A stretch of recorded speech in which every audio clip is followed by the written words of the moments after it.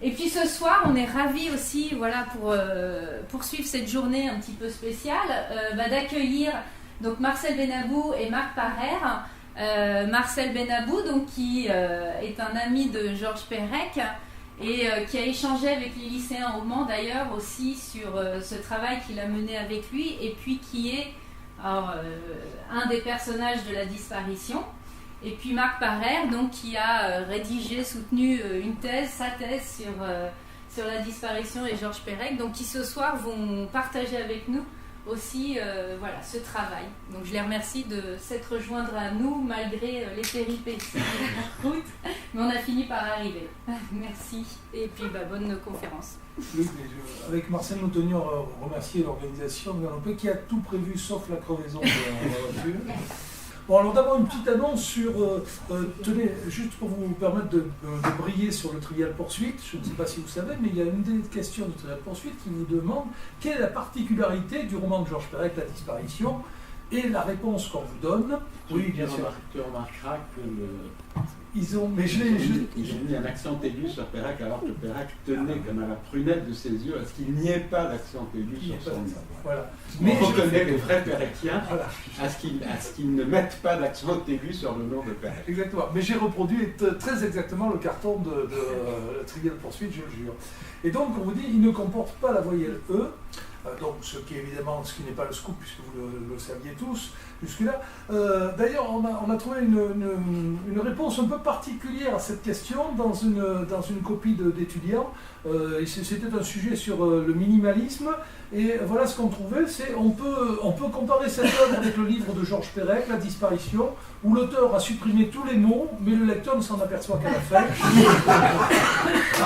Je ne suis pas trop pour le bêtisier en général, mais bon, celle-là était quand même assez savoureuse pour elle est très belle. Voilà, pour qu'on sacrifie un peu à cette petite parenthèse. Vous voyez que la crevaison ne nous a pas enlevé tout notre sens de l'humour. Voilà, bon, et alors, donc c'est un lipogramme, pour reprendre le terme technique. Et nous allons, alors si vous voulez, emprunter à Perec là aussi, dans sa petite histoire du lipogramme, quelques petites considérations sur le lipogramme. Alors le lipogramme est il y a 3 constatations élémentaires. Le principe du lipogramme est d'une simplicité enfantine. D'ailleurs, je ne sais pas si vous avez remarqué avec Marcel, depuis le début, nous nous acharnons à ne pas utiliser de W. Enfin, jusqu'à maintenant, voilà, jusque-là. Bon. BMW, il y en avait un. J'aurais dû parler de cas. Oui, ça va. Comme on dit dans les classes, il y en a une qui suit. Oui, c'était raté. J'aurais dû. Très bien, merci. Parce que c'était pas prévu. Merci.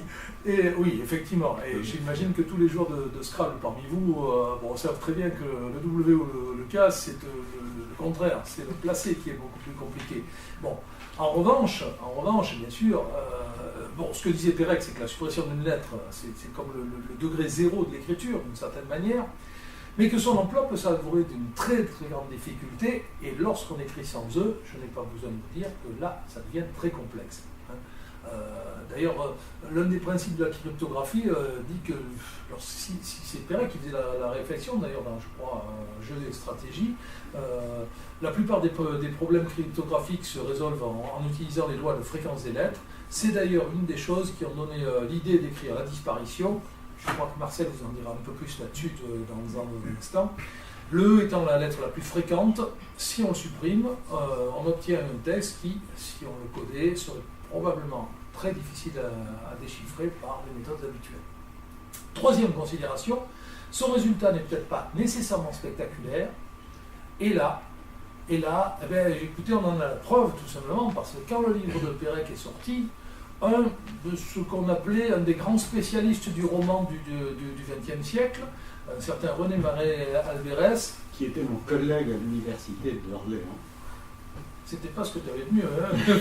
Non, un homme très charmant. Charmant sans doute, mais je n'ose pas dire, mais je crois qu'il était catalan, mais ça, je n'ai pas osé le dire, en étant moi-même, et qui, effectivement, a fait un compte-rendu de tout le livre de Perec sans jamais s'apercevoir qu'il n'y avait pas de... Alors, le ridicule ne tue pas, ce malheureux est mort d'une cirrhose, d'après ce que j'ai entendu dire, ce qui est vrai d'ailleurs, mais bon, c'est pour l'anecdote. Enfin bref, ça peut ne pas être spectaculaire. Mais si tu me permets... Oui, j'ai pas pris le micro tout seul. Quand Perec devenu oulipien, a présenté aux oulipiens le début de la disparition, sans leur dire quelle était la contrainte. Il y avait là Raymond Queneau, François Le Lyonnais, Jean Lescure, Jean Quevin, enfin des gens très bien. Ils n'ont jamais trouvé. Et je mets au défi quiconque, lisant les premières lignes de la disparition, de découvrir la contrainte. 3 cardinaux, un rabbin, un amiral franc-maçon, un trio d'insignifiants politicards soumis au bon plaisir d'un trust anglo-saxon ont fait savoir à la population, par radio, puis par placard, qu'on risquait la mort par inanition. Il n'y a absolument rien qui puisse, qui indique qu'il manque quelque chose, parce que Pérec s'était bien appliqué à donner l'impression de la plus grande normalité. Et ça continue comme ça, tout le début, et la contrainte est indécelable. Elle ne devient décelable que vers le début au premier chapitre. Et là, dans le prologue, c'était indécelable. Donc, je crois qu'il ne faut pas trop se moquer. Non, c'est facile de se moquer, effectivement. Très franchement, j'ai eu à répondre à cette question au Mans il y a un peu de temps. C'est vrai que pour l'avoir expérimenté avec des étudiants, ils trouvaient qu'il y avait quelque chose de bizarre dans cet avant-propos, mais sans trouver la bizarrerie, hein, une sorte de style un peu archaïsant ou autre. Et j'ai envie de dire que c'est depuis la disparition de Pérec qu'on est vraiment sensible au lipogramme. Au lipogramme en général, parce que ça fait partie des contraintes dont on entend parler dans les ateliers d'écriture. Mais comme le rappelle Marcel tout à fait justement, je crois que c'est une grande... l'initiative que vous avez eue, elle était tout à fait... juste. Si je vous dis que par exemple, comme Pérec l'affirmait, n'importe quelle phrase de n'importe quel auteur, n'importe quelle langue a toutes les chances d'être lipogrammatique, d'ailleurs vous l'avez tous remarqué, longtemps je me suis couché de bonne heure, c'est un lipogramme en A, bien noté tous, bien évidemment. Et Proust d'ailleurs l'a dit, mais je me souviens plus trop bien où, hein, mais enfin bon, peut-être que j'exagère un peu. Écoutez, si vous permettez, parce que là, désolé, nous sommes un peu en retard, je vais tout de suite arriver à la première page, non pas du livre de la disparition que vous pouvez trouver un peu partout, mais en tout cas, vous pourriez trouver dans celui-ci, le livre, et je regrette que mon scan soit en noir et blanc, et où vous remarquerez qu'il est indiqué ici, dans l'encadré que j'ai essayé de souligner, qu'on nous dit que cet ouvrage était réservé, enfin celui-ci notamment, était réservé aux collaborateurs de l'ouvrage, imprimé spécialement pour un certain Marcel Benabou. Ce Marcel Benabou, que j'ai à mes côtés, est en fait, au départ, le co-auteur de La disparition. Alors là, je pense que je vais quand même lui laisser le micro. Donc ceci se passait en 1966. Pérec avait eu le prix Renaudot en 65, il avait changé d'appartement et nous étions très, très liés à cette époque-là. Et nous avions commencé à travailler ensemble sur ce que nous n'appelions pas encore des contraintes. Nous cherchions des moyens d'innover en littérature en nous donnant donc, ce que nous n'appelions pas des contraintes, en nous donnant des règles. Et nous avions fait un certain nombre de choses ensemble. Et puis, un beau jour, a surgi entre nous l'idée d'écrire, de battre le record du monde du lipogramme.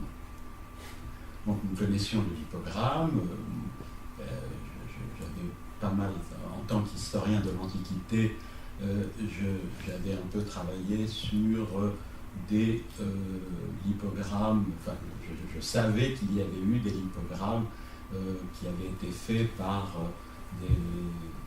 des poètes alexandrins, des poètes du 3e, 2e siècle avant Jésus-Christ. Il y en avait un en particulier qui avait réécrit l'Odyssée en se passant dans le champ alpha de la lettre alpha, dans le champ bêta, etc., dans le champ gamma. Donc chaque champ qui porte un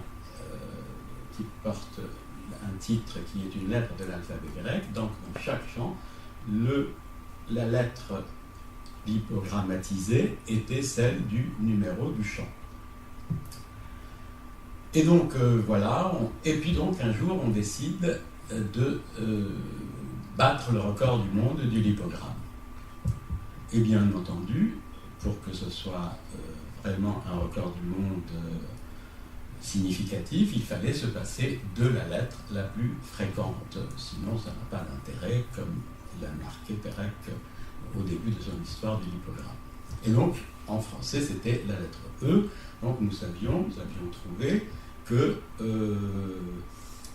la fréquence des lettres dans l'alphabet français, la fréquence de l'utilisation des lettres en français, c'est Esartinuloc, E-S-A-R-T-I-N-U-L-O-C.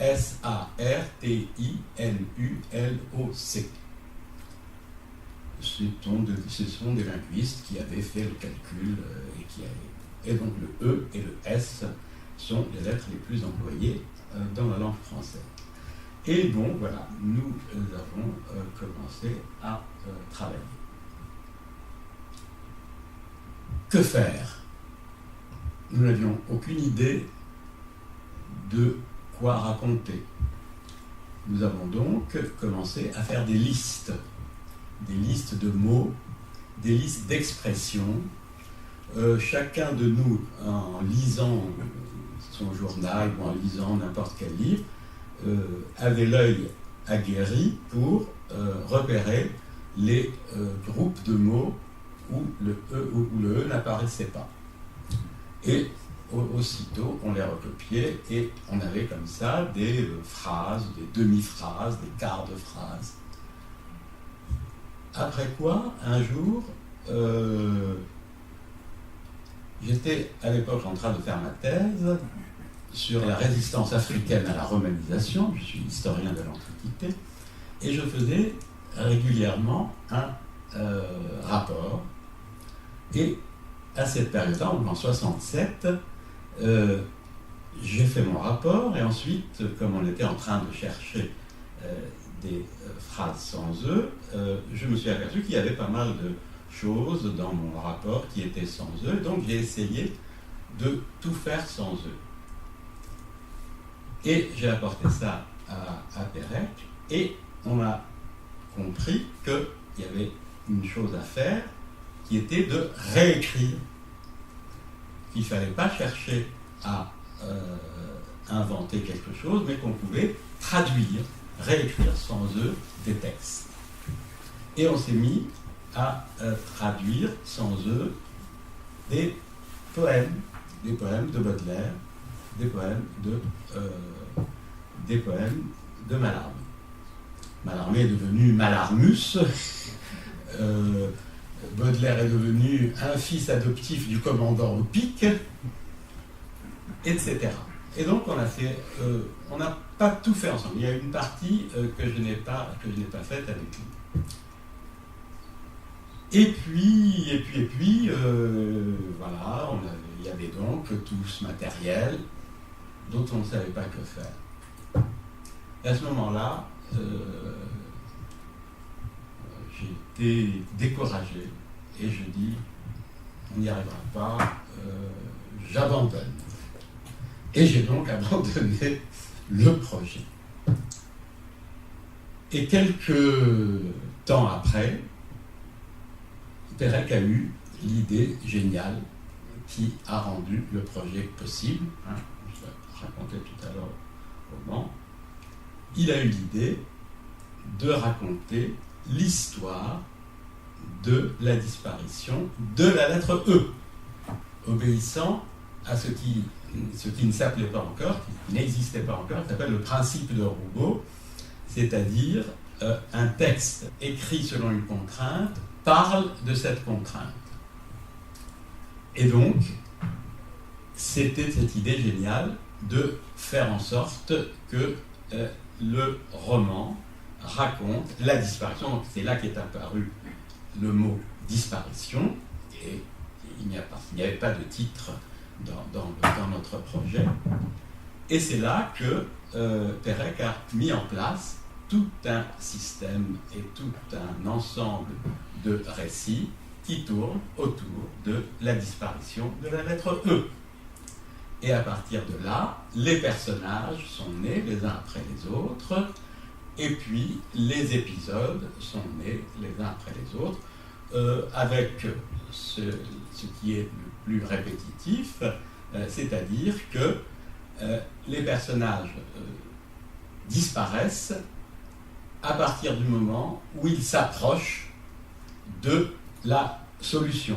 Quelque chose a disparu, un certain nombre de personnages sont à la recherche de ce qui a disparu, et dès qu'ils arrivent près de la solution, eh bien, ils disparaissent. Parce que, évidemment, donc, il n'est pas possible de dire ce qui a disparu. Mais il n'est question constamment dans le livre que de ce qui a disparu. Et, à mes yeux, c'était ça, le coup de génie grec, c'est d'avoir fait de la disparition de la lettre E l'objet même, le sujet même, comme vous voulez, du roman. Et c'est pour ça qu'il était seul à pouvoir le faire. Alors, je vous dirai tout à l'heure pourquoi, à mes yeux, il était seul à pouvoir le faire et pourquoi ça ne pouvait pas être fait à deux. Parce qu'il y a mis un certain nombre de choses, un peu du sien, mais ça, on va le voir tout à l'heure. Le fait que cette contrainte soit particulièrement, particulièrement productive, ben, se voit par exemple, ne serait-ce que, j'allais dire, à la table des matières. La table des matières, j'exagère un peu pour le titre, mais effectivement, vous remarquerez que le roman comporte 26 chapitres. 26 chapitres, ça nous dit quelque chose, évidemment, par rapport à l'alphabet. Ben, effectivement, 26 lettres. Vous remarquerez qu'il est divisé en 6 parties. J'ai envie de dire, ça nous dit quelque chose aussi, puisqu'en français, ça correspond à 6 voyelles. Quand Marcel vous disait tout à l'heure que la difficulté des lipogrammes s'énonçait selon les linguistes avec la fameuse formule des Artinoulois, c'est incontestable. Mais il faut ajouter que quand il s'agit d'un lipogramme vocalique, c'est encore plus difficile, puisque les voyelles sont... Attendez, je vais encore faire appel à nouveau aux joueurs de Scrabble. Ayez un tirage avec exclusivement des voyelles, vous allez pouvoir faire... vous n'allez pas faire un record du monde, mais vous allez pouvoir écrire quelque chose. Un tirage avec exclusivement des consonnes, vous pouvez tout rejeter, vous ne ferez rien. C'est clair. Donc, si vous voulez, c'est vraiment très très important. Même en polonais. Ma connaissance du polonais ne me permet pas, mais je te crois sur parole. Et alors, vous remarquerez qu'ici, ici on a un blanc. On a un blanc qui correspond, paradoxalement, à la 5e lettre, enfin plutôt au chapitre 5, et à la 2e partie. Je vous laisse imaginer avec ce que j'ai mis ici, ce que représente la 5e place et la 2e partie, évidemment, on va avoir des voyelles. Donc on a effectivement quelque chose qui... Et ce jeu-là est constant dans le roman, puisque c'est ce que vient d'expliquer Marcel, c'est un jeu constant avec le lecteur, et à chaque fois il y a un renouvellement de ce jeu, de cette complicité, c'est-à-dire qu'on lui demande, on va vous en donner quelques exemples après, d'aller chercher au-delà. Puisqu'il est question du lipogramme, je voudrais dire un tout petit mot sur le contraire, en quelque sorte, et je cite encore Perec, un art inverse, l'art pangrammatique. Un pangramme, c'est tout simplement un énoncé qui comporte toutes les lettres d'une langue. Et évidemment, vous allez me dire, puisque décidément je citais la recherche du temps perdu tout à l'heure, j'ai pas contrôlé, mais il y a de fortes chances que la recherche du temps perdu soit peut-être pangrammatique, mais ça n'a aucun intérêt si vous voulez en tant que tel, sur une telle longueur. En revanche, évidemment, il faut que l'énoncé soit le plus ramassé possible. Le plus célèbre en français, c'est cette phrase-là, « Portez ce vieux whisky au juge blond qui fume ». Vous avez ce genre d'énoncé quelquefois quand on vous demande de vérifier, vous savez, les polices de caractère, peut-être celui-là ou un autre. Et alors, à partir de ce pangramme, Perec en a fait un, j'ai envie de dire, un pangramme défectif, ce qui est une horreur, parce qu'un pangramme défectif, c'est n'importe quoi, puisque par définition, ce n'est pas un pangramme. Mais c'est... Pardon, excusez-moi, c'est pas ça que je voulais vous montrer. Voilà. C'est-à-dire que ce pangramme-là, dans la disparition, il est transposé en quelque sorte. Voici l'extrait. Il y avait un post-scriptum ahurissant, qui montrait qu'Anton Voigt n'avait plus sa raison. Portons 10 bons whisky à l'avocat Gouja qui fumait au zoo. Et cet énoncé comporte toutes les lettres de la langue française, sauf une, bien évidemment, le E. Et c'est cela qu'il donne dans le roman, mais à partir de cela, à partir de cette phrase-là, eh bien on s'aperçoit que, ce que disait Marcel tout à l'heure, c'est toute la fiction qui va s'organiser autour de cela. C'est-à-dire que ça n'est pas simplement une contrainte pour la contrainte. En somme, un peu votre début, hein, je dirais presque. Vous savez ce qu'on fait quelquefois en atelier d'écriture, on écrit comme ça, mais tout à l'heure les élèves nous donnaient, c'était vraiment très touchant comme témoignage, c'est-à-dire les élèves, eh bien, effectivement, à partir d'une liste ou autre, eh bien, finalement, on est poussé à telle ou telle fiction. Ben, c'est le cas ici, puisque le zoo, ben, dans le roman, vous allez avoir une visite et une enquête au zoo.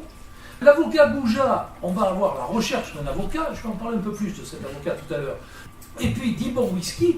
10 bons whisky, en fait, c'est le nom d'un cheval dans une course à Longchamp. Donc on va aller à Longchamp, enfin plutôt exactement les personnages dans la disparition vont aller enquêter à Longchamp. Mais on vous prévient aussi, ben, par exemple, on prévient le lecteur qui pourrait peut-être s'attacher uniquement au sens, qu'il est peut-être sur une fausse route. Non, mais à mon avis, nous avions tort d'y vouloir voir un signal mot pour mot. L'avocat Gouja qui fumait au zoo, signifiait-il Hassan ibn Abou? Non, pour au moins 3 raisons. Voigt ignorait qu'Hassan fut avocat, la qualification d'avocat Gouja allait mal à Hassan, Hassan fumait tout au plus 3 habanas par an. Il y a du vrai dans tout ça, d'autant plus, ajouta Amaury, qu'Hassan, adorant la bourra, faisait fi du whisky. Oh, par surcroît, il n'allait jamais au zoo, il aimait trop son jardin d'acclimatation. Je voudrais m'arrêter un tout petit peu sur ce nom d'Hassan ibn Abou et vous révéler quelque chose. L'individu qui est à mes côtés n'est pas un être réel, c'est un être de fiction. Oui, je vous le dis parce qu'il pourrait prétendre le contraire, mais en fait, Marcel Benabou est Hassan ibn Abou dans le roman. Voilà. Et comme il vous l'a expliqué, de très nombreux extraits dans le roman font allusion à des écrits personnels. Je cède la parole à un être de fiction. Oui, c'est une drôle d'impression d'être un être de fiction. Mais enfin, oui, donc je continue un petit peu donc, dans ce que je vous disais tout à l'heure. L'historien que j'étais est devenu avocat parce que l'historien ne peut pas entrer dans l'hypogramme. Donc il est devenu avocat, il est resté marocain puisque ça allait, et il a fallu le rendre spécialiste d'histoire de l'Afrique romaine. Et donc nous avons Pardon, excusez-moi. Oui, voilà. Donc, le fameux rapport dont je vous parlais tout à l'heure, rapport au CNRS, transformé un peu par moi en hypogramme, a été réutilisé. Pérec a beaucoup réutilisé des choses. A été réutilisé par Pérec, il avait un peu poli, un petit peu rendu plus acceptable à l'intérieur de son récit, et est devenu donc la partie importante de l'éloge funèbre de Hassan ibn Abou. Alors Hassan ibn Abou a disparu, comme moi-même j'avais disparu du livre, de l'écriture du livre, et Hassan ibn Abou, donc, on lui consacre tout un chapitre, et on consacre à sa disparition et à sa mort toute une série de discours dans lesquels son travail a été évoqué, avec même une faute. Tu me souviens de la faute sur la romantisation qui n'a été corrigée que dans les éditions suivantes. Dans celui-là ou dans les autres. Voilà, ici. Voilà. Alors, un mot, car nul plus qu'Hassan ibn Abou n'avait su saisir la signification du rapport ambigu qui unit la romanisation à la barbarisation. Et dans l'édition originale, je ne ne sais pas pourquoi, et ça nous a échappé. J'avais aussi corrigé les épreuves, et ils ont mis romantisation. Bon, donc voilà, il y a toute cette partie-là qui est la continuation de l'époque préalable à l'écriture de la disparition telle que Pérec l'avait faite. Il a utilisé aussi d'autres textes, car la disparition a été écrite dans un cadre un peu particulier, qui est celui d'un lieu qui s'appelle le Moulin d'Andé. Le Moulin d'Andé, c'est une institution qui est Andé, c'est un village dans l'Eure, et c'est un ancien moulin où la propriétaire, Suzanne Lipinska, recevait des créateurs. C'était un lieu de repos pour des cinéastes, des écrivains, des poètes, des musiciens. Maintenant, c'est surtout des musiciens. Si vous avez vu Jules et Jim, le film Jules et Jim, et si vous vous souvenez de la fin de Jules et Jim, où Jeanne Moreau descend à la voiture et va se jeter, eh bien, ça a été tourné au Moulin d'Andé. Bon. Donc, c'était un lieu social où il y avait du monde. Et c'est là que Pérec a écrit la plus grande partie de la disparition, donc autour de 68, au cours de l'année 68, en particulier pendant le mois de mai 68. Et il avait l'écriture de la disparition était un peu le sujet de conversation quasi quotidien au Moulin, et donc tous ceux qui étaient là, donc il y avait Jacques Roubaud, il y avait Catherine Clément, il y avait un certain nombre de gens, tous ceux qui le souhaitaient participaient de quelque façon à la disparition, c'est-à-dire chacun, dans sa spécialité, écrivait un petit bout de texte sans eux, et ça fait qu'il y a une bonne dizaine, ou peut-être une douzaine, de textes qui sont des textes donc qui ont été écrits. Il y a par exemple Jacques Roubaud qui a écrit le poème initial. Alors là, il est signé. Il est signé Jacques Roubaud parce que ça marche. Il n'y a pas de... Enfin, il y a Gilles Roubaud. Le nom de Roubaud marche. Les autres, ceux qui ont participé, ne sont pas nommés de façon aussi précise que ça à cause de... quand le nom ne s'y prête pas. Mais il y a comme ça un certain nombre d'éléments qui ont été sertis très habilement par Pérec à l'intérieur de son récit. Et oui, pour que justement ça ne fasse pas verrue, hein, ce sertissage en somme vient est justifié par la fiction, puisqu'il est question du personnage principal et de son curriculum studiorum. Évidemment, vous imaginez bien qu'on ne peut pas mettre autre chose. Et donc, toutes les matières sont évoquées. Par exemple, Catherine Clément, qui était philosophe, enfin Catherine Baquès, qui s'appelait Baquès à l'époque, a écrit le petit texte où il était question de la philo. Et donc, chacun était en quelque sorte dans sa matière, on va dire. Exactement. Chacun a contribué en fonction de ce qui était sa spécialité. Il y avait Guérin, comment il s'appelait? Oui, alors lui, il était utilisé ailleurs. Alain Guérin, qui est utilisé, comme c'était un spécialiste, qui écrivait pas mal de romans d'espionnage. Voilà. Il y a une pièce qui est sur l'enquête après, qui apparaît après. Mais il y avait Pouillou qui avait écrit, et puis il y avait Jeanne Emblé qui a écrit le texte en allemand, évidemment. Oui, voilà. Ouais. Mais vous voyez, on a toute une série de textes comme ça qui sont... Voilà, donc vous voyez que la disparition, ce n'est pas seulement une œuvre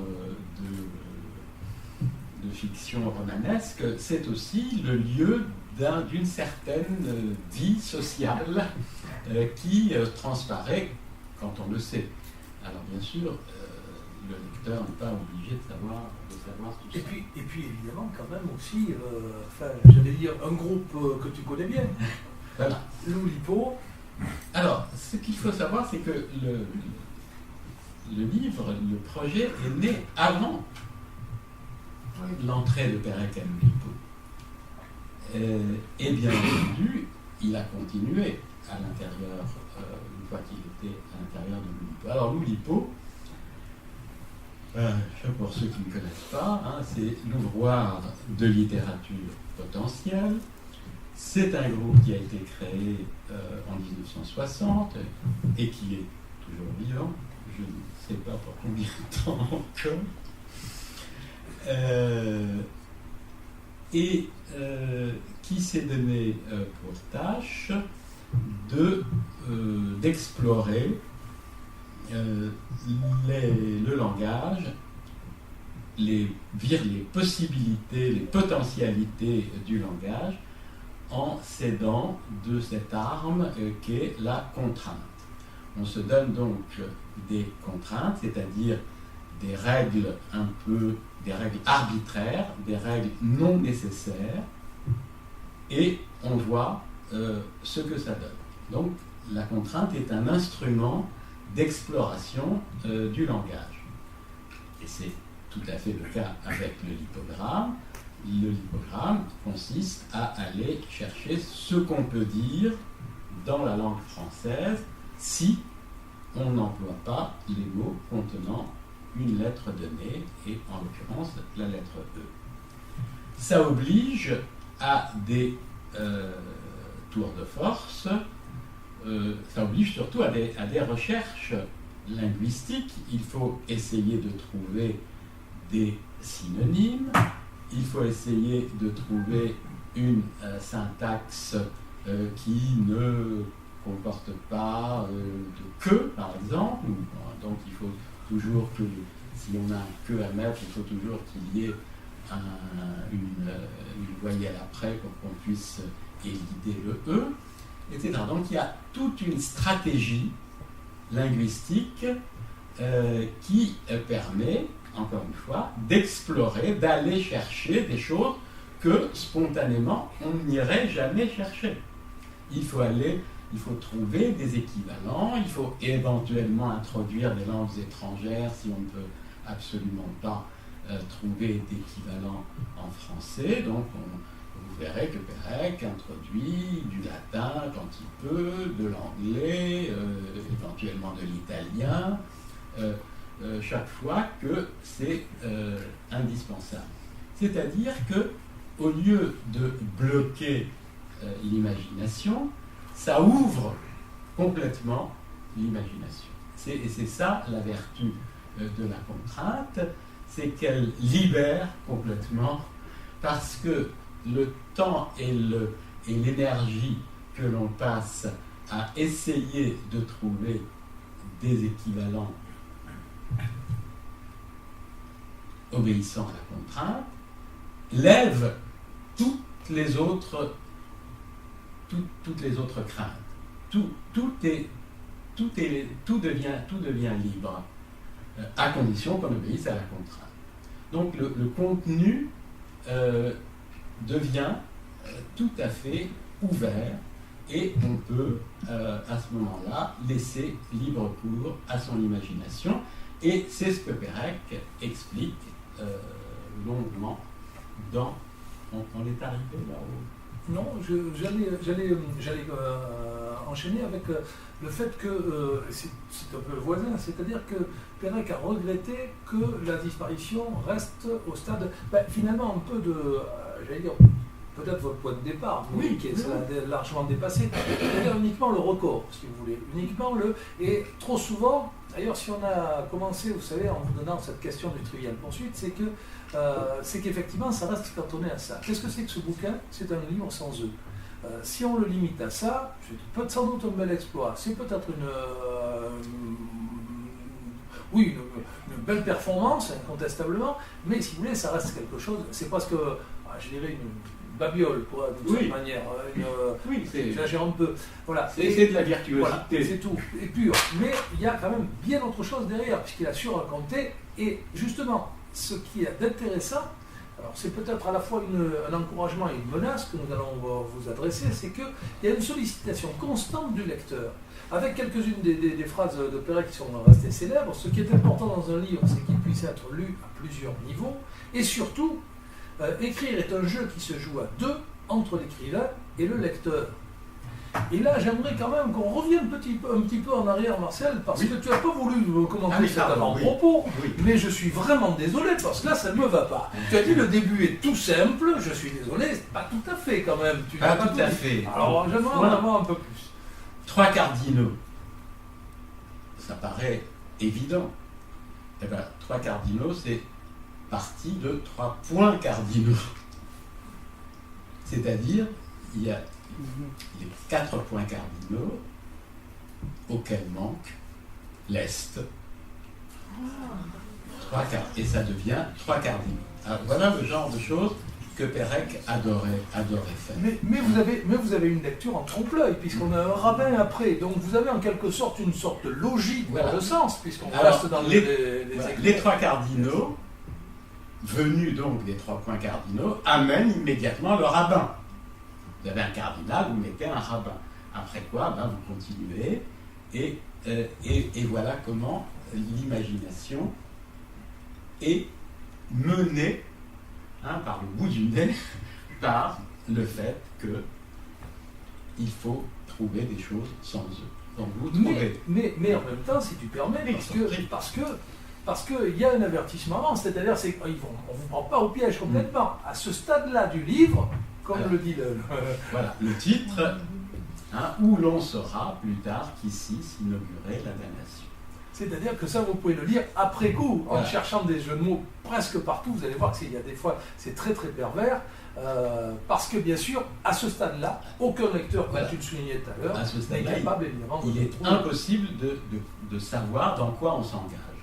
Mais, une fois qu'on aura compris où est la damnation c'est évidemment le fait que dès qu'on s'approche du poteau rose, dès qu'on s'approche du fait qu'on va découvrir que c'est ce qui a disparu, on est damné, on disparaît. Voilà.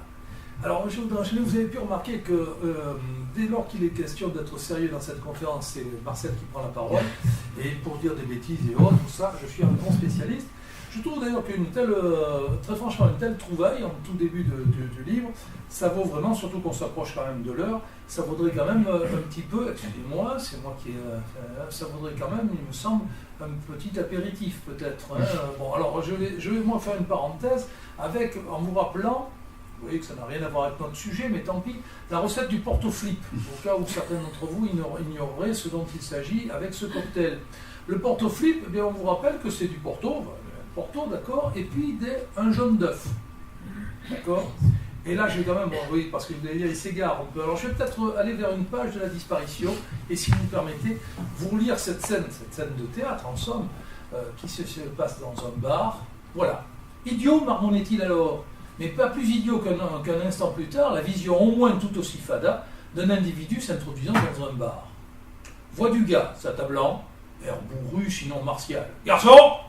Voix du barman, qui connaît son chaland. Bonjour, commandant. Voix du commandant, satisfait qu'on ait compris, quoi qu'il soit pour l'instant civil. Bonjour, mon garçon, bonjour. Voix du barman, qui jadis a appris l'anglais dans un cours du soir. What can I do for you? Voix du commandant, salivant. Fais-moi un porto-flip.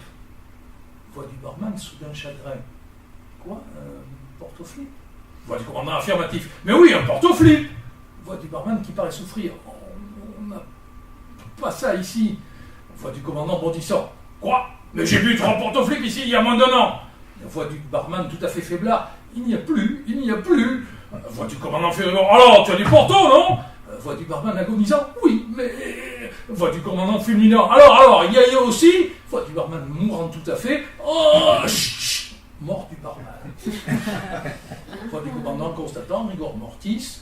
Il sort, non sans agonir d'un civil juron, la machine barman. Vous aurez donc compris qu'évidemment, il n'y avait plus Voilà. Donc c'est ça le jeu avec le lecteur, vous voyez. C'est ce qui fait que... Vous avez vu au passage l'utilisation des langues étrangères. Hein. Bien sûr. Mais on vous a dit pourquoi. Il avait appris l'anglais. Donc il y a toujours une sorte de justification à l'intérieur de la fiction. Un peu plus retors, et je peux vous avouer, alors là je vais faire un peu dans la confidence personnelle, mais je vous assure que Marcel d'ailleurs en est un témoin, puisqu'il m'avait fait l'honneur d'être à mon jury de thèse. Alors je vous rassure, je ne vais pas me raconter ma vie, mais ça a été vraiment un réel plaisir.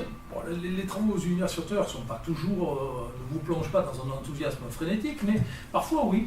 Et je vous assure que lire La disparition, c'était vraiment ce jeu véritable avec l'auteur, c'est-à-dire que certaines fois des trouvailles, on a l'impression que c'est plus les trouvailles de Pérec ou de l'auteur, mais ce sont les vôtres propres, puisque vous les avez retrouvés dans le texte. Tenez, ce petit texte, presque je dirais anodin. Anodin, pas tout à fait, parce que dès lors qu'il est question de cursus pour un personnage, on sent qu'il y a quelque chose derrière. Et vous allez voir qu'effectivement, on suit la vie de ce personnage en question, et son itinéraire n'est pas tout à fait innocent. Il s'installa avocat à Aubusson. Mais à coup sûr, ça n'allait pas fort. J'ignorais pourquoi, mais 3 mois plus tard, j'appris qu'il travaillait à Issoudun, y faisant du droit commun. Plus tard, il s'installa à Ornans. Par hasard, j'appris 5 ou 6 faits sur sa situation là-bas, il circulait toujours en moto. Mais il choisit pour liaison un jupon qui travaillait dans un magasin où on faisait du cuir, puis il fut aussi compromis au tribunal pour un rapport mal fait, ainsi aussi qu'il Ornans. Plus tard, il nous posta un pli final, il racontait qu'il travaillait à Ursem, dans l'Ain. J'ai cru saisir qu'il vivait dans un garni. Puis pour finir, on apprit qu'il vivait à Ivazoulé, un trou, pas loin d'Ursem, dont on ignorait tout. On sent qu'il y a quelque chose derrière, si j'ose dire. Alors, on remarque d'abord, évidemment, comme vous avez sans doute pu le voir, qu'effectivement, l'itinéraire de ce personnage n'était pas innocent, puisque ça suit très exactement toutes les voyelles, d'accord ? Mais après, on reste dans la fiction, puisqu'on vous dit qu'il était avocat, il fait du droit commun, compromis au tribunal. Ça y est, c'est la logique dont vous parlez, Marcel. Là, tout à l'heure, c'était les différences ecclésiastiques. Ici, on reste quand même dans le droit, n'est-ce pas ? Mais quand même, il est avocat à Aubusson. Moi, je vous proposerais de lire ce avocat presque de façon paraphrastique, c'est-à-dire comme un paronyme avec A. Le droit commun, alors je vous avoue que lorsque j'ai découvert ça un peu dans la lecture, j'étais quand même un peu fier. Ça vous dit rien, l'expression droit commun ? Et quand on a dans compromis, vous avouerez bien qu'il y a bien un O, mi à la fin. C'est pas qui est. Par conséquent, vous voyez comment on joue systématiquement sur un tout petit extrait, et ça c'est valable pour les 300 pages. Voilà, tout le temps c'est comme ça. Donc c'est pour ça que c'était une menace tout à l'heure. Hein. Bon. Mais il y a pire. Non, ne vous inquiétez pas, vous êtes assis, ça va. Alors, bon, tenez le Ivazoulé. Alors, Marcel pourra vous dire que le nom existait vraiment, mais Ivazoulé, et là, à ce moment-là, quand on fait une thèse, on essaye de rechercher quelques petites choses quand même. Je vous assure, j'ai regardé dans le dictionnaire des communes et tout, ça n'existe pas, je vous rassure. Mais d'ailleurs, on vous le dit aussi, d'ailleurs, Ivazoulé, dont on ignorait tout. On ne vous cache pas les choses, c'est bien marqué en toutes lettres. D'ailleurs, Ivazoulé, ben oui, mais si vous le lisez un peu comme avocat avant, ça va vous faire il va où l'aine, puisque de toute façon on ne peut pas prononcer le, il va où l'est. Et on vous donne la réponse, un trou, juste après. Un trou évidemment avec le double sens, la polysémie du terme. Voilà. C'est ça la complicité évidemment avec le lecteur et des choses complètement folles dans ce roman, si j'ose dire. Roman qui pourrait être pris comme un roman policier, d'une certaine manière. D'ailleurs, dans une interview, il le dit, voilà, oui. Exactement. Patrice Fardeau qui l'a interviewé, il disait, moi je l'ai lu comme un roman policier, c'est ce qu'il fallait, on pouvait. Et vous avez alors effectivement des passages, alors ça ce sont des couvertures, je me suis amusé un tout petit peu, mais les couvertures de La disparition vous ne retrouverez jamais. Bon, vous aurez reconnu évidemment des grands classiques du roman policier, mais ça, non. En revanche, on peut le lire comme un roman policier. Il y a, Marcel en parlait il y a un instant, Queneau avait produit un multi-lipogramme, puisqu'il y a un petit texte, comme vous voyez, qui est aussi lipogrammatique, non seulement en E, mais aussi en A. Bon. En voyons un poupon, dit Ordongon et tout. Je ne vais pas lire tout le texte là, mais je lis simplement le commentaire, si vous voulez, qui se situe après. Et vous allez voir que là aussi, il y a mise en scène de cela. N'as-tu pas vu qu'il y avait ici l'on sait quoi tout à fait fascinant ? Ma foi, non, à vous à Savournian. Voyons Savournian, il n'y a pas un dans tout ça. Fascinant, tout à fait fascinant, confirma Savournian. Par surcroît, ajouta Aloysius, il n'y a qu'un Y dans whisky. Confondant, saisissant, inouï. Alors Ottaviani, ironia Swann, dis-nous si tu saisis. Ça fait ça. Ottavio Ottaviani murmura d'un ton mourant. Mais il n'y a pas non plus. Et il meurt évidemment juste à cet endroit-là. Donc, comme vous avez dans les romans policiers, vous savez, quand on va découvrir le coupable, celui-là, il est supprimé. Hein. Continuons encore un tout petit peu dans le roman policier, si vous voulez. Hein. À la fin, le personnage, et je ne vais pas m'étendre sur tout le passage qui vaut vraiment la peine, parce qu'il y a tout un montage là aussi pour supprimer le personnage.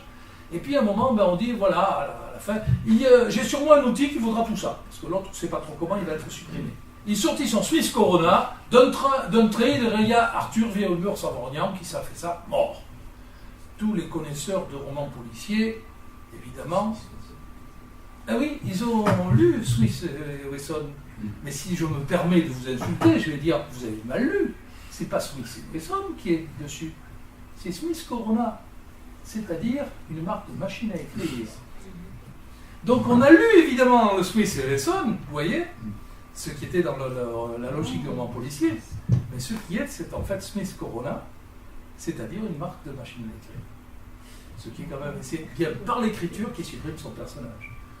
Bon, c'est ce genre de jeu qu'on a avec le lecteur qui... Alors c'est littéralement sans fin. Hein. Vous pouvez prendre n'importe quelle page et c'est hallucinant.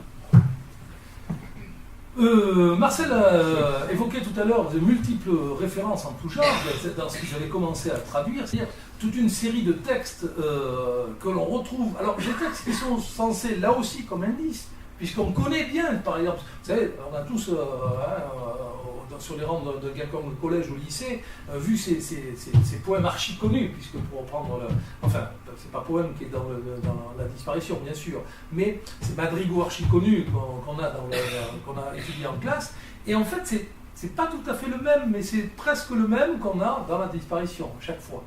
Par exemple, un autre exemple, tenez, juste, et c'est pas isolé, mais à l'instar du hussard Hugo, quand il parcourait Tadada au soir d'un grand combat, un champ puant la mort sur qui tombait la nuit, aimé parmi tous pour son poids imposant, mais aussi son parfait sang-froid, du hussard donc donnant du rhum à l'Hidalgo Renard, et on a, si j'ose dire, la transposition de Hugo, mon père ce héros au sourire si doux, suivi d'un seul hussard qui l'aimait entre tous, etc., pour la référence. Donc ça aussi, ça fait partie du système d'indices que l'on a à l'intérieur. Alors je voudrais juste rajouter qu'il y a aussi, comme ça avait été le cas pour le texte sur la romanisation, il y a un certain nombre de romans qui sont, des romans très connus, qui sont résumés en lipogramme. Il y a L'élu de Thomas Mann, il y a Bartleby de Melville, il y a Moby Dick, bien entendu, qui a donné Moby Dick à un moment, qui a été repris d'ailleurs par Clémentine Mélois.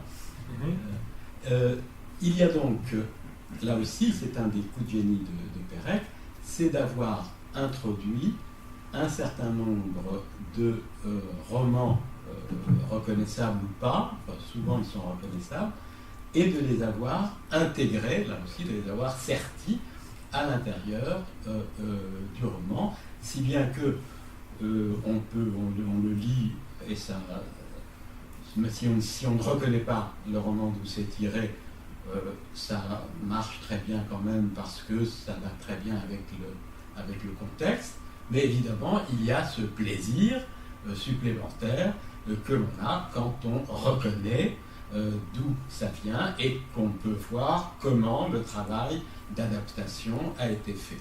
Si bien que le lecteur est récompensé, le lecteur cultivé a une espèce de plaisir supplémentaire.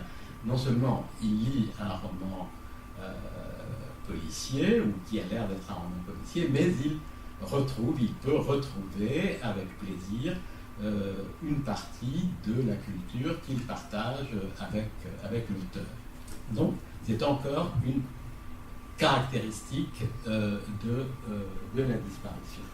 À cela près, c'est pas du tout pour être en contradiction avec Marcel, mais c'est que là, on venait de vous rassurer, puis non, on va vous inquiéter, parce que même quand on a ces références-là, c'est pour ça que j'avais mis cet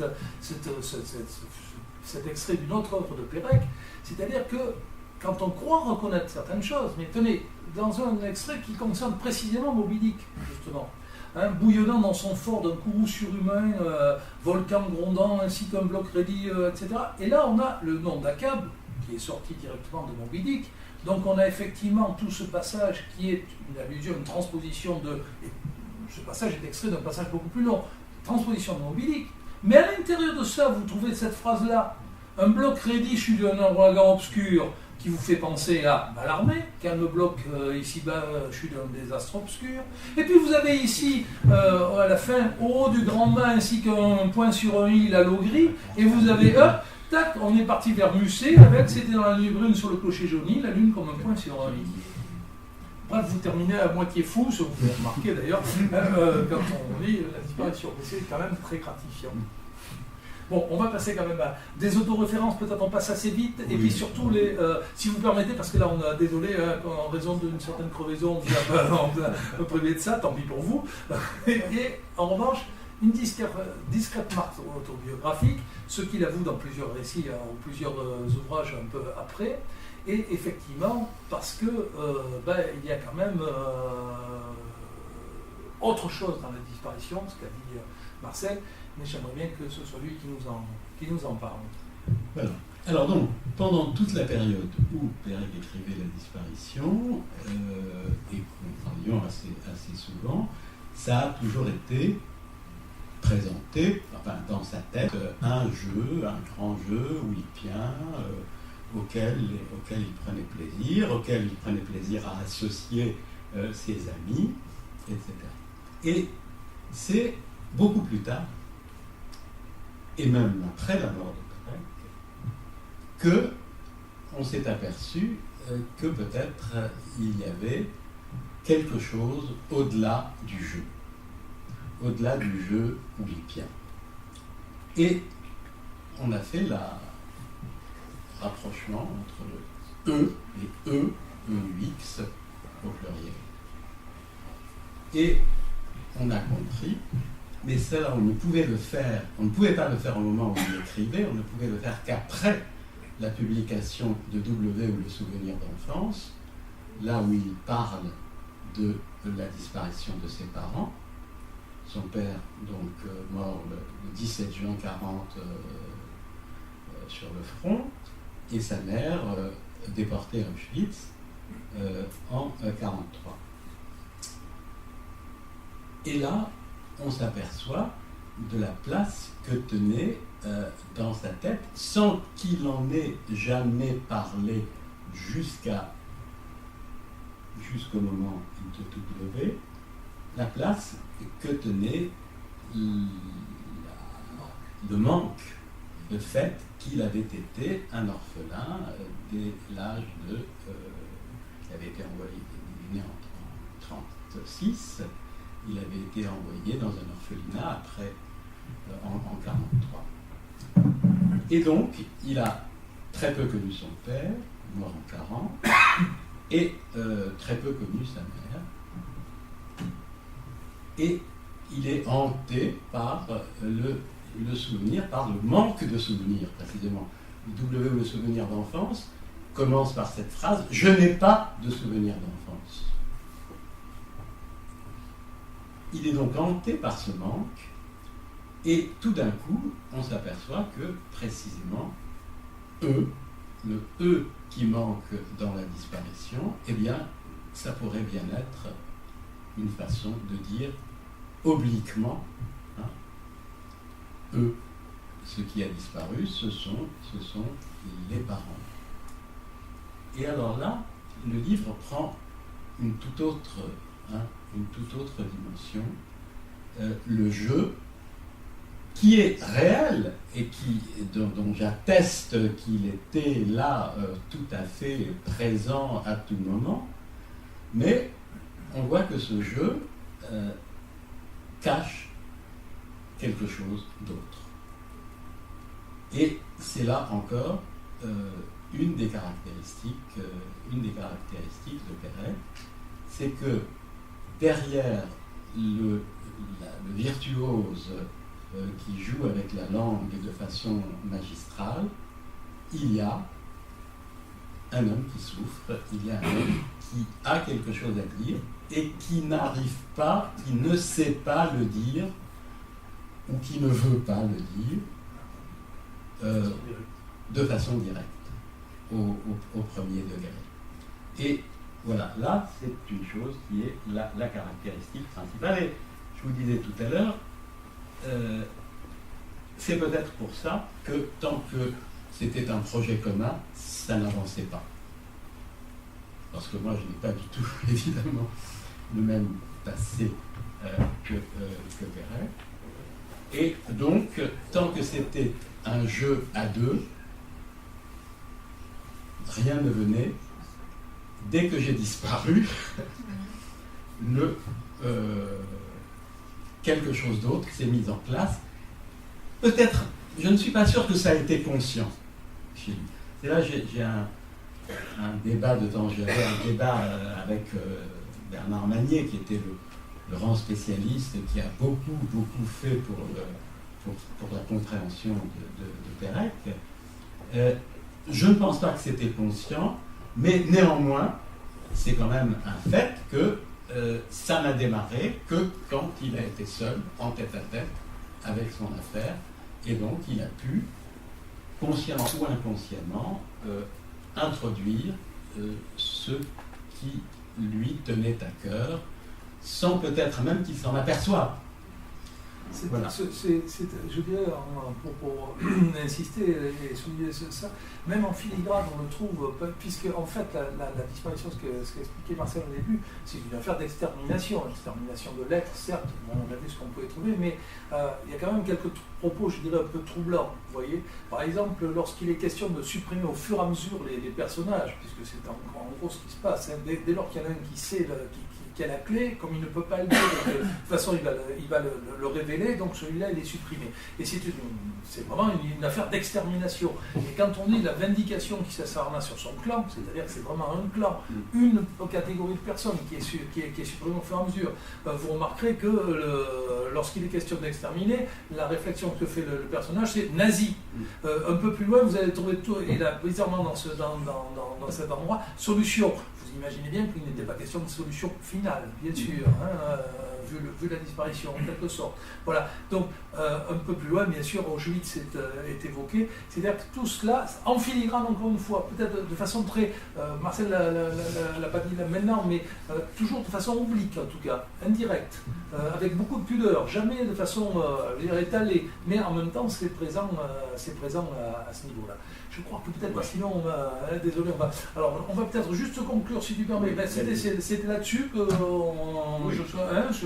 c'est-à-dire, finalement, mais avec tout ce qu'on vous a dit, peut-être on va se cacher derrière certains mots de Pérec dans un entretien radiophonique.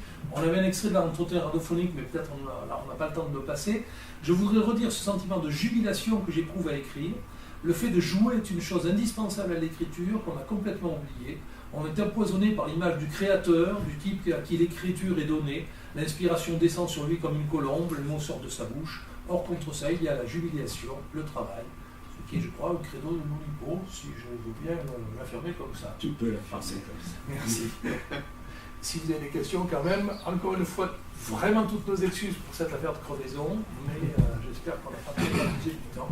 Voilà. Et si vous avez quoi que ce soit comme question, n'hésitez pas à poser. Comme nous avons dit tout à l'heure au Mans, si on nous apporte des vivres et de quoi coucher ici, on pourrait rester une semaine sur la disparition. On a beaucoup de temps pour expliquer chaque mot. Oui, monsieur. J'ai une petite remarque, une petite information. Il y a un Olympien, Hervé Le Tellier, qui a écrit un roman qui s'appelle La disparition de Pérec. Et c'est un personnage qu'on découpe en morceaux, oui. Et ça fait partie de la saga du Poulpe. C'est un petit jeu, Hervé a fait ça, oui. Effectivement, oui, dans le poulpe, il me semble qu'il y en a un autre, non ah non, c'est peut-être celui-ci. Oui, il y a Jean-Bernard Puy, mais oui, voilà, Jean Puy qui a écrit ça, voilà, mais qui fait allusion aussi dans cette série, des romans policiers un peu autour de. Voilà, c'est ça. C'est Puy qui a créé d'ailleurs le personnage du coup. Oui, Et puis ensuite, le personnage. À chaque fois, il y a un auteur différent. La petite écuyère cafetée, oui, c'est la petite ça. écuyère à cafeté, oui. Il y a toujours un jeu de mots. C'était savoureux. C'est dans le contrat. Oui, tout à fait. Il y a une grille contrainte. Vous avez j'allais dire, toujours à partir de l'Oulipo et autres, celui-ci, ce livre en BD qui était aussi par des Zoubapiens, oui. où aussi les questions de Pérec, et c'était toute une série de jeux sur les lettres, sur les disparitions, réapparitions, jeux sur les lettres. Enfin, il y a vraiment quantité de. Je crois que c'est vous, chers collègues, si je me permets ce style, non j'ai vu sur le film, vous aviez utilisé la loi du roi Boris, non voilà, il y a toute une série d'ouvrages en littérature de jeunesse où on a effectivement cette suite, un sort disparu, c'est toute une série. Et y compris, juste pour l'anecdote, l'équivalent en BD, mais alors je ne vous le passe pas, je l'ai pourtant ici, enfin du moins certains extraits, c'est quand même assez savoureux, ça j'avais eu l'occasion d'en parler à Nico, je ne sais pas si vous vous souvenez. Comme vous voyez, c'est quand même assez peu courant qu'on ait une page blanche sur une BD comme ça, voilà. Et dans cette série d'Andreas, Capricorne, c'est une BD où il n'y a jamais aucune parole. Jusque-là, c'est pas un texte sans parole, c'est pas très intéressant, je veux dire. Sauf que ça se passe dans un paysage de neige, c'est peut-être pour ça d'ailleurs que vous avez ça au départ. Même en montagne. En montagne, vous savez qu'il y a des avalanches. Vous savez que les avalanches sont souvent causées par du bruit. Alors il est question de ne jamais faire de bruit dans toute cette bande dessinée, et en quelque sorte c'est une bande dessinée qui a un peu hommage discret à Pérec, mais où il n'est question de jamais faire de bruit. Quand les personnages se battent à coups de bâton, ils mettent du chiffon sur le bâton pour pas que ça fasse de bruit. Voilà, c'était une sorte de prolongation en quelque sorte. Il y a d'autres questions? Oui, Emmanuel, tu me corriges si je dis une bêtise, mais je crois que Hervé Letellier intervient demain à Poitiers, à l'atelier Canopé, demain après-midi. Donc pour ceux qui ont du temps et qui sont prêts à faire un petit peu de kilomètres à l'atelier Canopé, demain après-midi, Hervé Letellier interviendra. Et sinon, j'avais une question pour M. Benabou. Vous avez extrêmement bien expliqué comment la contrainte libérait l'imagination. Et entre parenthèses, je suis musicien et je m'essaye à l'improvisation, et effectivement quand on a une contrainte, ça aide à libérer son imagination. Et vous avez évoqué la création de listes au départ pour l'écriture, et je me demandais si les listes que vous faisiez étaient thématiques, parce que de la même façon je me suis frotté à essayer d'écrire pas un roman mais juste des tweets en 280 caractères, et je me suis rendu compte que j'y arrivais d'autant plus facilement si je décidais de faire un tweet sur les animaux, ou sur la radio, ou sur la musique, ou sur la peinture. Tout à fait. Les listes ont commencé, comme je vous ai dit, d'abord un peu comme ça venait, des choses qu'on pouvait trouver dans nos lectures. Et ensuite, il y a eu des recherches thématiques, et en particulier le chapitre initial, donc qui n'est pas, qui est l'avant-propos, où l'on saura qu'ici s'inaugurait la donation, a été fait à partir d'une liste que Pérec avait faite, tout seul, sur tous les mots sans eux qui pouvaient évoquer la mort, soit le fait de tuer, et c'est donc la description, en plus il introduit, pour aller un peu dans le sens de ce que disait tout à l'heure Marc, il y a quand même de temps en temps des indices. Il y a le mot pogrom, qui est dans. Mais tout ce texte est né d'une liste des verbes qui tournent autour de la mort. Et c'est à partir de ça qu'il a fait le texte initial, l'avant-propos, qui n'était pas encore, qui a été fait à un moment où la structure du roman n'était pas encore faite. C'est-à-dire qu'il avait déjà imaginé l'histoire de la disparition de la lettre E, mais il n'avait pas encore mis en place tout le système qui tournait autour. Et c'est pourquoi il a réutilisé, il dit qu'il adore réutiliser les choses, il a réutilisé comme avant-propos, et il a rajouté le titre, tout à fait à la fin, où il dit « Où l'on saura qu'ici s'inaugurait la damnation ». C'est-à-dire qu'on voit bien, il le dit carrément, que ce texte n'est pas encore dans le récit lui-même, il est l'initiateur du récit. Et donc, ça a été fait avec une liste thématique sans aucun doute. Et le roman, si j'ose dire, ne commence vraiment que après, puisque le chapitre 1, c'est ensuite. Oui. Voilà. Mais dans cette, on voit bien aussi qu'il y a c'est fait à partir de listes, si vous voulez, puisque vous avez toute une série aussi de tout ce qui est transport, en quelque sorte. Mais encore une fois, Voilà. tout intégré dans ce genre. Voilà. Après, il y avait des séries de listes, bien entendu, de listes thématiques, et dans lesquelles on pouvait fourguer tout ce qui tournait autour d'un thème donné. Et vous savez que Pérec adorait faire des listes. Voilà, il l'a dit à plusieurs reprises. Hein. Est-ce qu'il y a d'autres? Oui. Alors, tout d'abord, merci beaucoup à vous deux pour cette soirée, pour ce moment d'échange. Moi, j'aurais peut-être une question qui s'adresse à vous deux.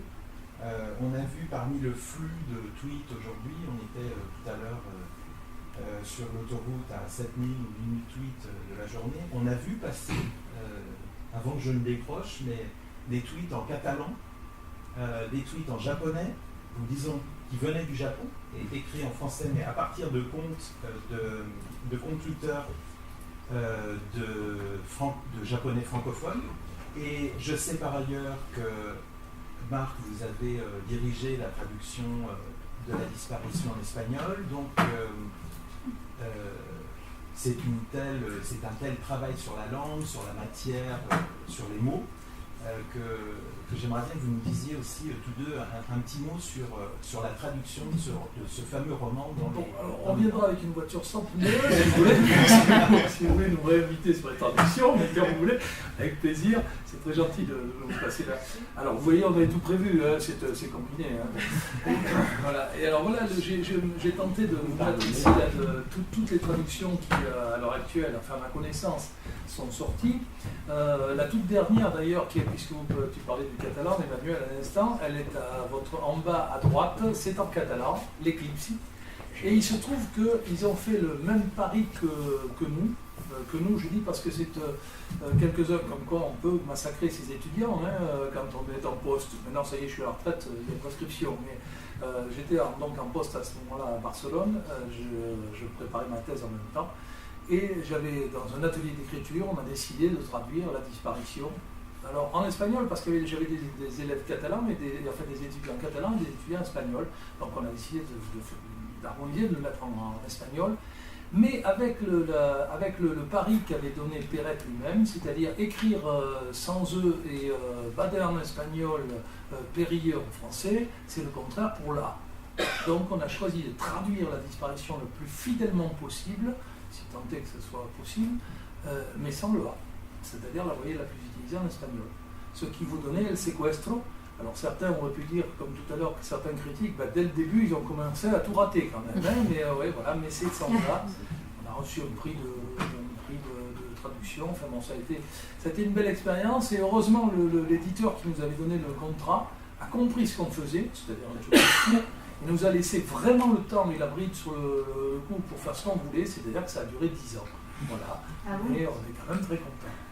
Et je peux vous affirmer que, alors, quand on est prétentieux comme moi, je peux vous dire, comme disait Marcel tout à l'heure, qu'on peut ouvrir ce livre à n'importe quelle page, et La disparition à n'importe quelle page, comme il y a des jeux de mots presque à toutes les lignes, et on peut vous dire qu'à chaque fois, ça a été une sorte de négociation avec le texte pour essayer de retranscrire ou donner l'équivalent, disons, de tous ces jeux de mots. Voilà. Ce qui n'est pas tout à fait simple, je peux vous affirmer. Tenez, pour juste vous donner une petite, juste deux, trois petites anecdotes, parce que là, sinon, après, Emmanuel là, va m'envoyer des pierres en disant celui-là, cet après-midi, a décidé de nous gâcher l'après-midi.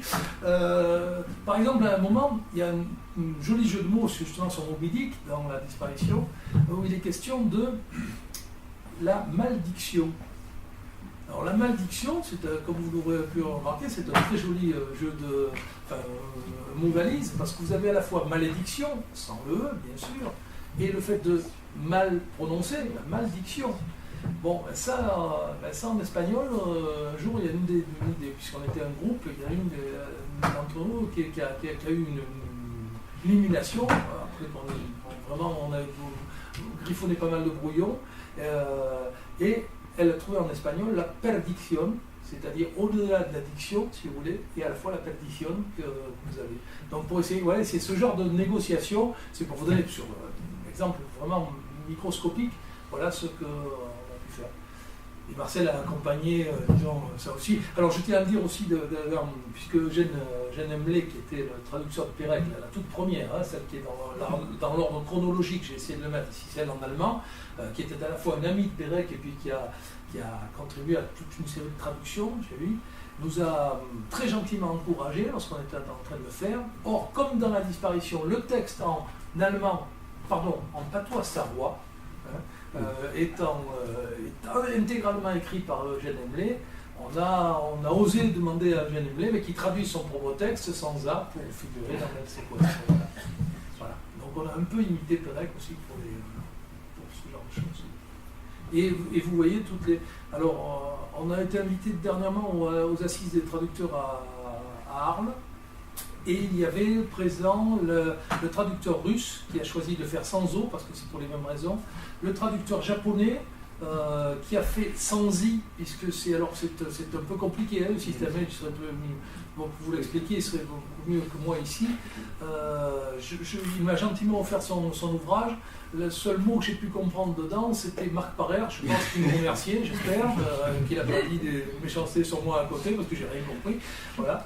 Il y avait la traductrice croate, qui est quelqu'un de charmant aussi et qui fait un travail extraordinaire dans la musique. Et on avait l'un des traducteurs anglais, parce qu'il y a eu plusieurs versions, y compris ça. Et voilà, trois versions, dont deux, malheureusement, non publiées, qui sont voilà pour cette... Bon, et après, c'est un peu trop long pour donner tous les... il y a eu certaines polémiques sur certaines traductions, parce que c'est vrai que ça représente un tel travail que... Et je crois que les traducteurs... Alors nous, c'était un peu au stade de l'atelier d'écriture, mais ceux qui sont vraiment payés pour ça, là, c'est vrai que c'est quand même... C'est fou, quoi, comme projet. Et il y a une traduction chinoise en cours. Ah, chinoise en cours, oui. Ça, j'ai vu le traducteur est venu ah oui, à l'association. D'accord. Je l'ai rencontré. Ça fait encore une fois, mais comme je vous ai dit que j'étais prétentieux, c'est pas grave, je peux continuer. J'ai souvent eu le plaisir et la satisfaction d'avoir, en raison de la thèse, comme il la consulte à l'association Pérec, j'ai souvent, la plupart des traducteurs m'ont écrit pour dire comment vous avez résolu ça, puis bon, comment on l'avait fait en espagnol. Enfin, donc j'en connais beaucoup, avec des points très précis. Qu'est-ce qu'il y a à cet endroit-là? Comme si j'étais le traducteur, mais traducteur en français de La disparition. C'est-à-dire que je n'ai pas la prétention d'avoir de relever tous les jeux de mots. D'ailleurs, si par hasard Marcel s'en souvient, dans ma soutenance, j'avais commencé à dire je vous avoue que La disparition, je la relis tous les jours, c'est la folie, mais depuis un mois, comme je savais que je devais soutenir la thèse, je ne l'ai surtout pas relu parce que j'ai eu peur de trouver quelque chose d'autre. C'est vraiment ça, ce roman. Ça exerce l'imagination et le sens du langage. Il faut vraiment, sur chaque mot, sur chaque groupe de mots, vous pouvez être sûr qu'il y a quelque chose à trouver. Alors, rien n'est gratuit. Pas un mot n'est gratuit.